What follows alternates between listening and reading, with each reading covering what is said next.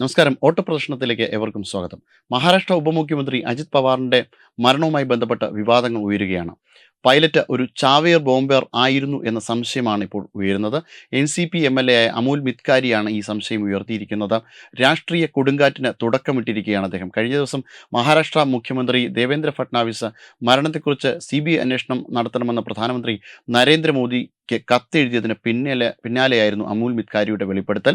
ശരത് പവാറിന്റെ മരണത്തിന് ഏകദേശം ഒരു മാസത്തിന് ശേഷമാണ് പുതിയ വിവാദങ്ങൾ ഉയരുന്നത്. ജനുവരി 28-ന് മുംബൈയിൽ നിന്ന് ബരാമതിയിലേക്ക് വിമാനത്തിൽ പറക്കുന്ന സമയത്ത് ബരാമതിയിൽ വെച്ചായിട്ടായിരുന്നു ശരത് കുമാർ കൊല്ലപ്പെട്ടത്.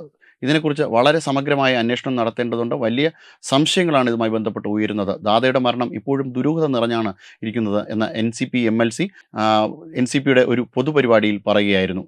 ഇക്കാര്യം ഭൂമിയിലെ ഒരു കടങ്കഥ പോലെയാണ് ദാദയുടെ മരണം ഇപ്പോഴും അവസാനിക്കാതെ തുടരുകയാണെന്ന് അദ്ദേഹം ആരോപിച്ചു. ഗോജുബവി മൽഡൻ്റെ ദുരൂഹത നിറഞ്ഞ മരണത്തിന് തുല്യമാണ് ദാദയുടെ മരണമെന്നാണ് അദ്ദേഹം പറയുന്നത്.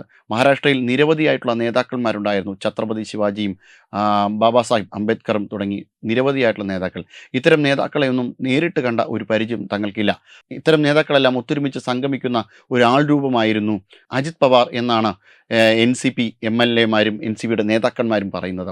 ഇവർ ഈ ഒരു മാസത്തിന് ശേഷം ഒരു CBI അന്വേഷണം ആവശ്യമാണ്. ഇത് പൈലറ്റ് ഒരു ചാവേർ ബോംബർ ആയിരുന്നു എന്ന സംശയം ശക്തമായ രീതിയിൽ ഉന്നയിക്കുകയാണ്. അജിത് പവാറിൻ്റെ മരണത്തിന് ശേഷം നിരവധിയായുള്ള ചോദ്യങ്ങൾ അവശേഷിക്കുന്നത് ഒരു അപകടവും ഗൂഢാലോചനയും ആണ് എന്നും അവകാശപ്പെടുന്നു. അതിനെ തള്ളിക്കളയാനാകുന്ന രീതിയിൽ മറ്റ് കാരണങ്ങളൊന്നുമില്ല. അതുകൊണ്ട് തന്നെയാണ് വിവിധ തരത്തിലുള്ള സംശയങ്ങൾ ഉയരുന്നതും. വിഷയത്തിൽ വ്യക്തത വരുത്തുവാൻ വേണ്ടിയിട്ട് പ്രധാനമന്ത്രിക്ക് കത്തെഴുതുവാൻ MLAമാരോട് ആവശ്യപ്പെട്ടിരിക്കുകയാണ് NCP MLC. മരിച്ച പൈലറ്റ് കപൂർ മദ്യപിച്ച ചരിത്രമുണ്ടായിരുന്നു. അദ്ദേഹത്തെ ഈ പറഞ്ഞ വിമാന കമ്പനി തന്നെ സസ്പെൻഡ് ചെയ്തിരുന്നു. രാജീവ് ഗാന്ധി മരണപ്പെട്ടത് ഒരു ചാവേർ ആക്രമണത്തിലൂടെയായിരുന്നു. ഒരു സ്ത്രീ രാജീവ് ഗാന്ധിയുടെ അടുത്തേക്ക് വരികയും പിന്നീട് ഒരു ഹാരം അണിയിക്കുകയും അതിനുശേഷം പൊട്ടിത്തെറിക്കുകയുമായിരുന്നു. ആ രീതിയിലൊരു ആക്രമണമാണോ ഇത് എന്നാണ് തങ്ങൾ സംശയിക്കുന്നത് എന്ന് NCP MLAമാർ പറഞ്ഞു. കപൂർ ഇപ്പോൾ എവിടെയാണ്? മാസത്തിന് ശേഷവും അദ്ദേഹത്തിൻ്റെ ഭാര്യ എത്തി തൻ്റെ ഭർത്താവ് ജീവിച്ചിരിപ്പുണ്ടെന്ന് ആദ്യം അവകാശപ്പെട്ടു.